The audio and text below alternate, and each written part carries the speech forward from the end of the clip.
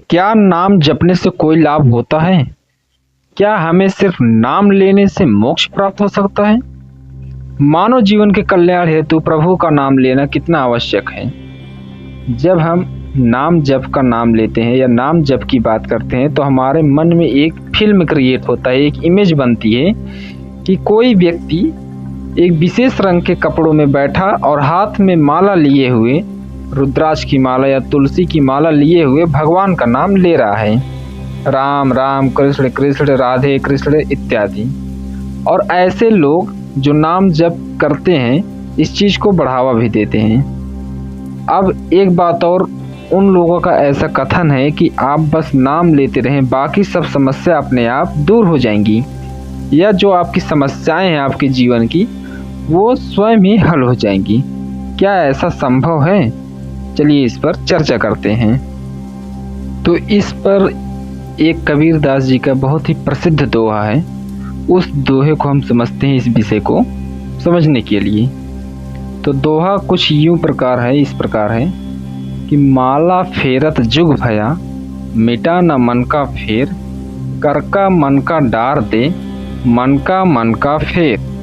इस दोहे का अर्थ है कि कोई व्यक्ति युगों युगों तक अर्थात बहुत लंबे समय तक हाथ में मोती का माला लेकर घुमाता रहता है और सिर्फ मुंह से भगवान का नाम लेते रहता है, पर उनके मन का भाव इस चीज से नहीं बदलता। उसके मन की हलचल शांत नहीं होती क्योंकि उसका मन विषयों में उलझा रहता है। तो कबीरदास जी ऐसे व्यक्तियों को सलाह देते हैं कि हाथ की इस माला को छोड़कर मन के मोतियों को बदलो, या माला फेरना छोड़ो, मन को फेरो। इसी से मिलता जुलता एक और दोहा है जो कि है, कबीर चित चमकिया 34 लाग लाए, हर सुमिरन हाथे घड़ा, लीजो बेग बुझाए।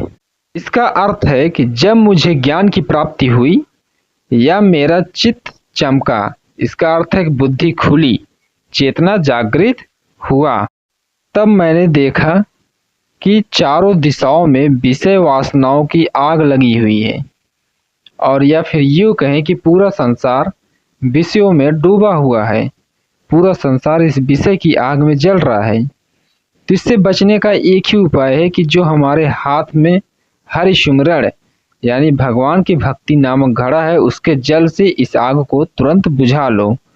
तो इस दोहे को अर्थ को अगर संक्षेप में कहें तो चेतना जागृत होती है तो विषयों के बारे में जानकारी होती है, और उस विषय आसक्ति रूपी आग को बुझाकर हम अपने मन को शांत कर सकते हैं, ना कि सिर्फ नाम जप से। जब तक हम अपने विषयों की आसक्ति को शांत नहीं करेंगे तब तक कितना भी नाम जप कर लें हमें शांति नहीं मिल सकती। तो जैसा कि देखा आपने कि पहले दोहे में कबीरदास जी ने नाम जप के बारे में क्या बोला, तो इससे यह बात समझ में आती है कि प्रत्येक मनुष्य को सर्वप्रथम अपने मन की अवस्था को ठीक करना चाहिए।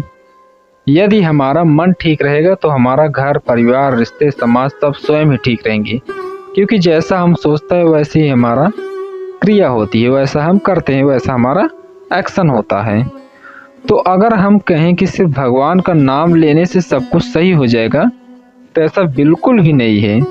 और मन को शांत करने के लिए जरूरी है आत्म अवलोकन, यानी जो हम कर रहे हैं वो कार्य किसके लिए कर रहे हैं और उस कार्य को करने का कारण क्या है, या जो सोच भी रहे हैं वो क्या सोच रहे हैं, किस विषय के बारे में सोच रहे हैं। क्योंकि जो हमारा मन होता है वो विचारों के कारण ही अशांत होता है।